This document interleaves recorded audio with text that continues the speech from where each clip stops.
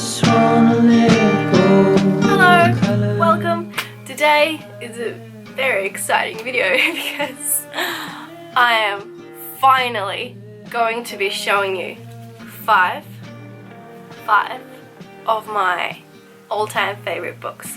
Books that helped me on my journey to discovering myself. Books that helped me to, I guess, realize the truth, realize who I am, realize how I see myself in this world, and realize what this world is. I am not exaggerating when I tell you that at least once a day, at least one person asks me for book recommendations, and I thought that finally it's the perfect time to film a video and tell you about 5 of my all-time favorite books. Let's start with a book that I feel like is the most important out of all 5 of them. A book that made me cry several times. Even thinking about the book literally makes me feel emotional. It's crazy. It's crazy what books can do. And that is Ishmael by Daniel Quinn. If you read this book, I hope it made you feel the way it made me feel. We can both bond over it, because yeah, it's insane. I found this book at a secondhand shop, which is where I honestly, all of the books I am about to show you except for one have been bought at a secondhand shop, because let's be honest, who can afford $35 for a book? So this one was actually $33, but I bought it for I think $3, and I mean, to be honest, this is worth like $100.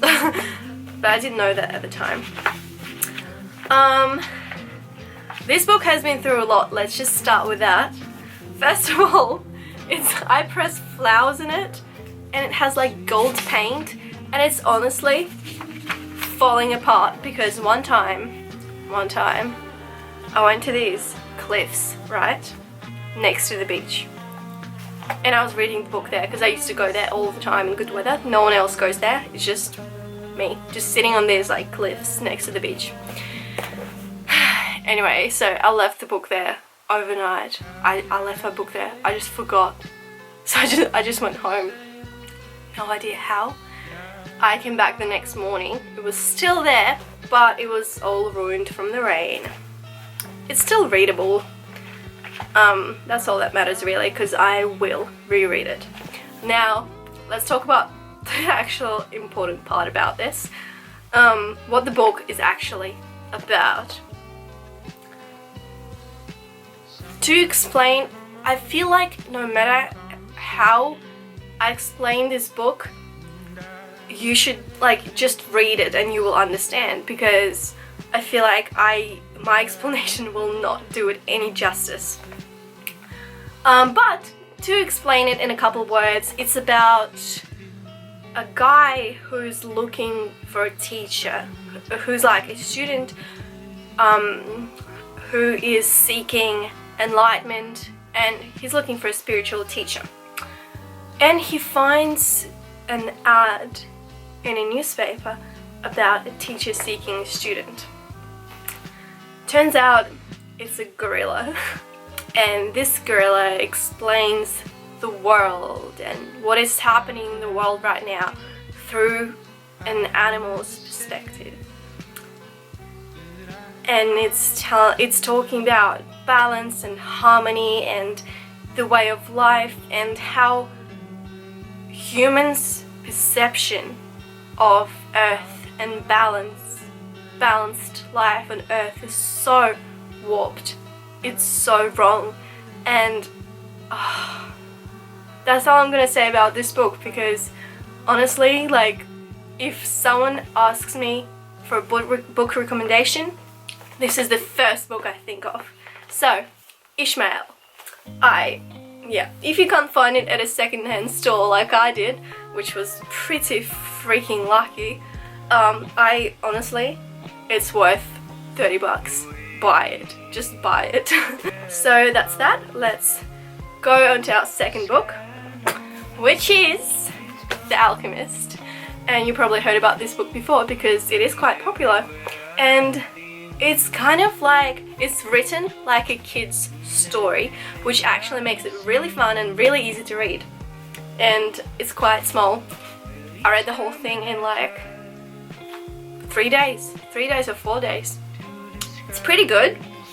It has a very, very meaningful lesson, which I love. I love books with lessons because when you finish reading it, you're just like, yeah, this was time well spent because I learned something.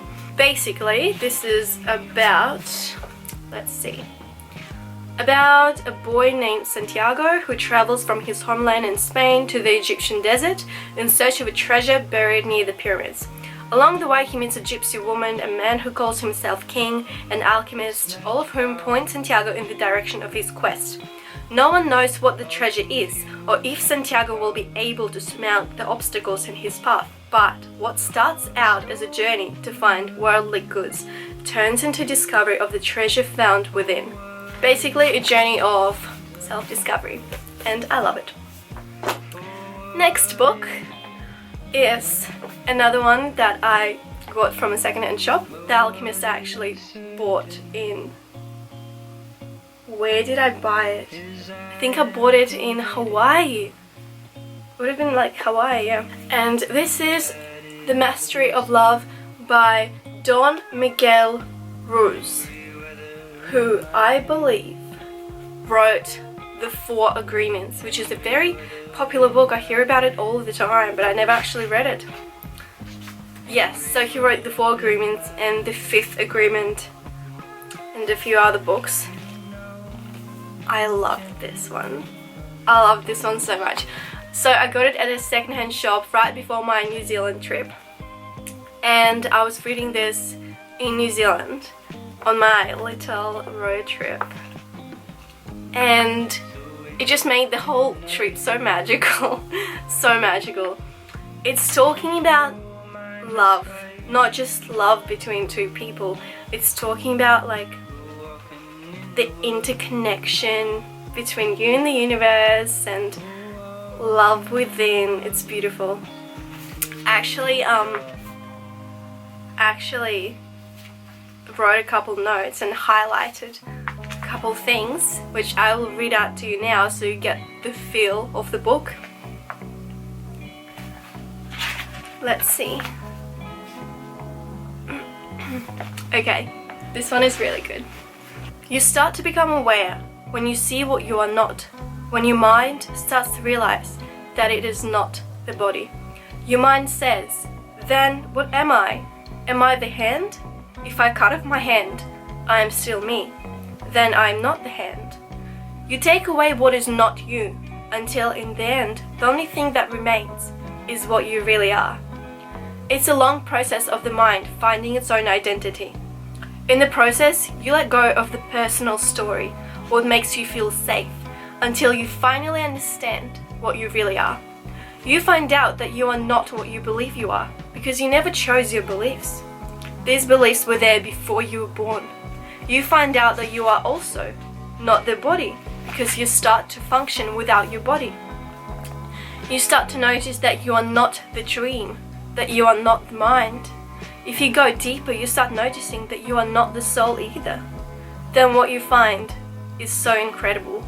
You find out what you are is a force that makes it possible for your body to live, a force that makes it possible for your whole mind to dream. Wow, I just got really emotional because I always talk about this life force, and I just realized that this is the book that made me think all of that. Without this force, your body would collapse on the floor. Without you, your whole dream just dissolves into nothing. What you really are is that force that is life. If you look into the eyes of someone near you, you will see the self-awareness, the manifestation of life shining in his eyes. Life is not the body, it is not the mind, it is not the soul, it is a force. Through this force, a newborn baby becomes a child, a teenager, an adult. It reproduces and grows old. When life leaves the body decomposes and turns to dust. You are life passing through your body, passing through your mind, passing through your soul.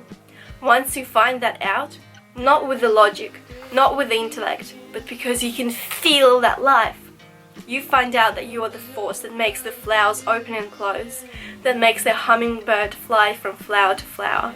You find out that you are in every tree, you are in every animal, vegetable and rock. You are that force that moves the wind and breathes through your body. The whole universe is a living being that is moved by that force. And that is what you are. You are life. I remember the first time I read this and I felt it.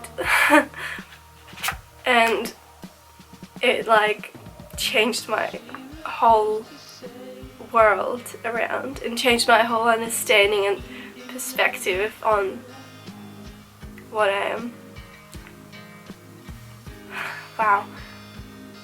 Maybe that's why my New Zealand trip is so dear to me, because that's when I realized some things that I didn't know before. So I think I might have highlighted a couple more things. I'm just gonna... Oh, what's this one?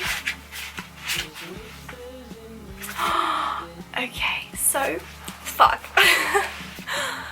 This is another little paragraph that gave me goosebumps. When you know that the power that is life is inside you, you accept your own divinity, and yet you are humble because you see the same divinity in everyone else. You see how easy it is to understand God because everything is a manifestation of God. The body is going to die. The mind is going to dissolve also, but not you. You are immortal. You exist for billions of years in different manifestations because you are life, and life cannot die. You are in the trees, the butterflies, the fish, the air, the moon, the sun. Wherever you go, you are there, waiting for yourself. That last sentence just sent shivers down my spine, and it did the exact same thing when I read it the first time. My whole, I cannot explain how much this book affected my views in the world. Do you remember my video, Flow of Life? Flow of Life. Something I felt when I was in New Zealand. I'll just link the video down below in the description. My thoughts and my feelings was so deeply influenced by this book. So I hope this made you want to read it. It's amazing, as you can tell. On to the next book we go. A New Earth by Eckhart Tolle. Eckhart Tolle. He also wrote The Power of Now, which is a very popular book, which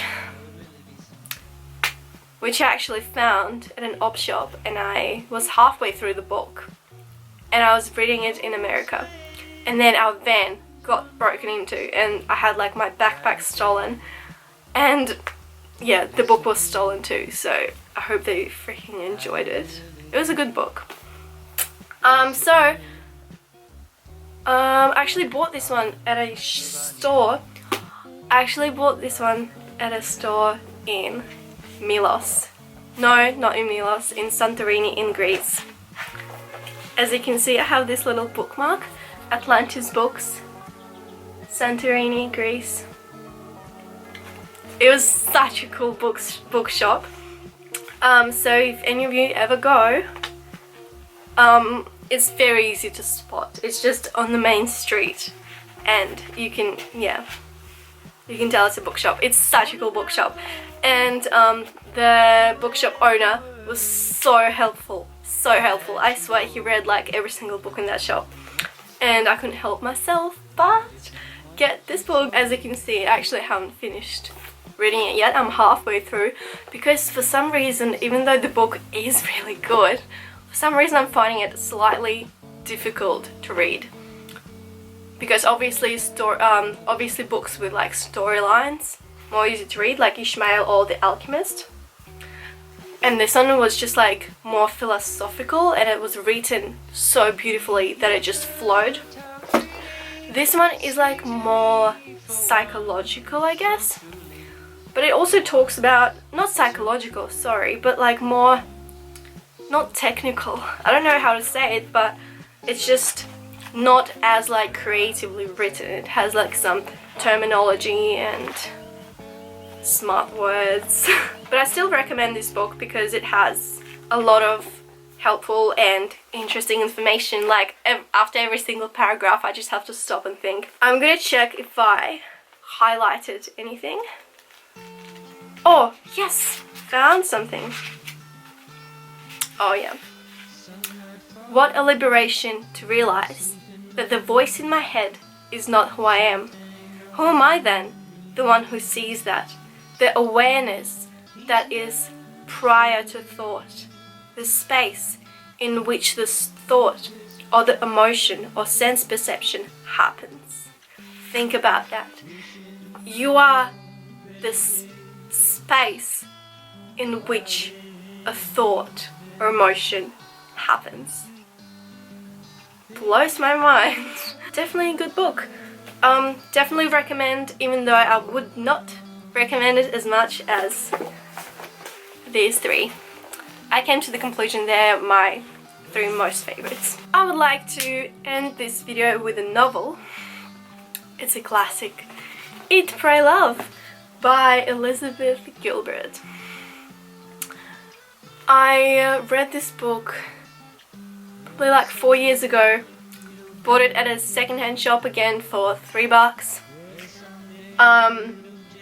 Very popular book.